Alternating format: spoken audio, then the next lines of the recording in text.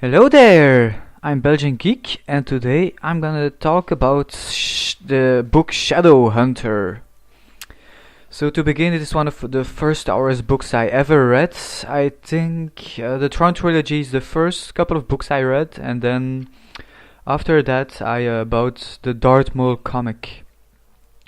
Now, what does the comic have to do with the book? Well, it pushed me into loving Maul even more and finally buying the Shadowhunter book because I wanted to know more about him. Because, yeah, you don't see a lot of him in the movies.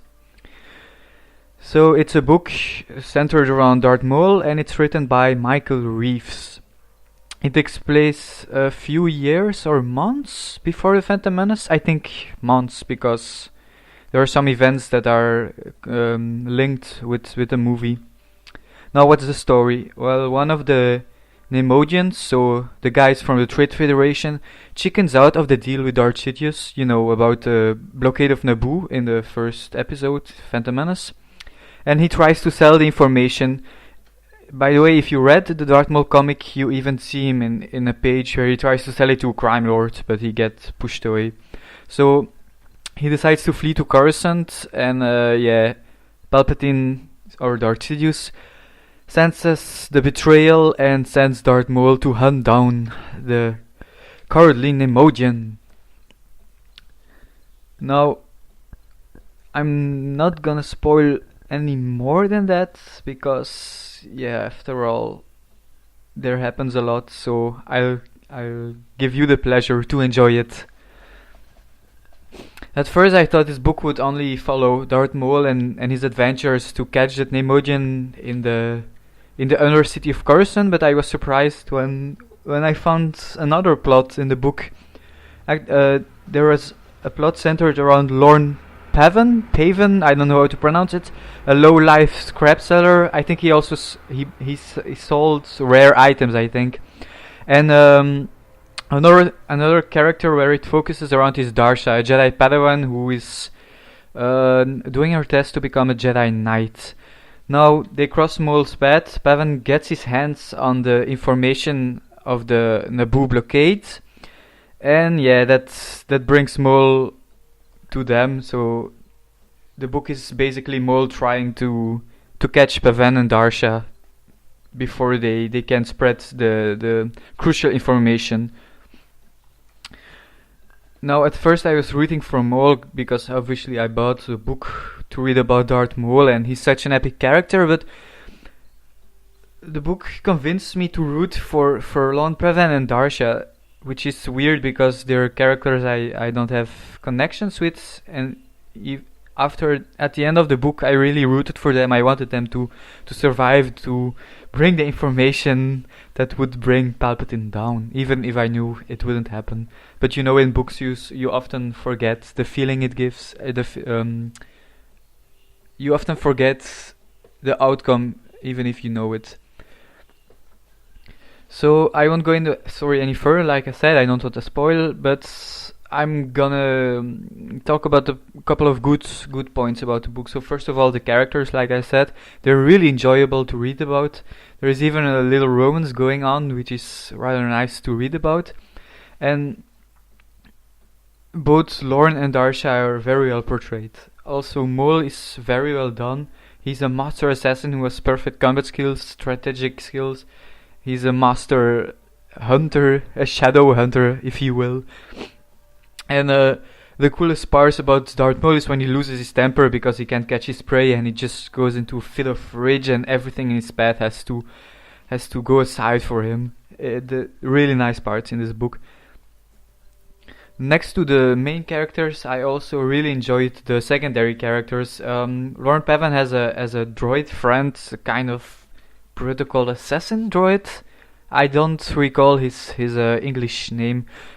Anyway, he's really nice and he brings a bit of humor in the book. And also all the characters they meet, they're really colorful. They're really nice to read about. So they're really well worked out. Another great point about the book is that we discover more about the lower cities of Coruscant, the underbelly of Coruscant. In the movies, we always see the rich parts, the parts where the senators live. But now we see a whole other side of of a planet we already know, but now we learn more about it, and it's really nice to see the grittier stuff that's going on. Now it's a Maul book, so of course you expect there to be action, and action is portrayed epically. You see Maul fighting all kinds of enemies. He fights monsters in the deeps. He fights Jedi. He fights bounty hunters, and it's great to explore more of Maul because you see 10 minutes of him in the movie, so it's really great to learn more about him. And if you want even more of Darth Maul, he came back in the Clone Wars series, the computer animated Clone Wars series. Now, of course, not everything is great about this book. At a certain point in the story, Obi-Wan comes in, and they try a bit too hard to connect the book to the movies and to characters from the movies. I didn't find it necessary to introduce Obi-Wan in this story. It was just kind of fan pleasing. It isn't that bad, but they always want to connect everything. I don't think it's necessary. Another thing I found weird and had some problems with, they sent Darsha with a Jedi Padawan to the lower cities to save someone who has crucial information. Someone's crucial information about the plans of Darth Sidious. And that's what I didn't really like. They just sent a Jedi Padawan in the dangerous underbellies of Coruscant without any means of checking if everything is going well. Well, she has a comlink, but it breaks very early in the story, so she has no means of communication. So I didn't really like how the Jedi Order sent her on her. It was a really weird test to become Jedi Knight, if you will. But all in all, it's a great book, and if you're wondering about which book you should start to read to enter the huge Star Wars expanded universe, or it's called Legends now, then I advise this book. It's one of the early books in the whole expanded universe, so it doesn't have a lot of connections to other books. It has connections to the Darth Maul comic, but besides that, it only has connections to the movie, so you won't get lost in all kinds of references to other book. So be sure to read the book, and if you like it, you should really read the Darth Maul comic. It's kind of a prequel to the book, and you'll get a bit more of it. So one thing I should mention is that this book isn't considered canon, especially now that Disney took over. It's just part of the Star Wars legend, but because nothing contradicts the book, you can still consider it canon anyway. So that's it. Thanks for watching. Don't forget to subscribe, and may the Force be with you.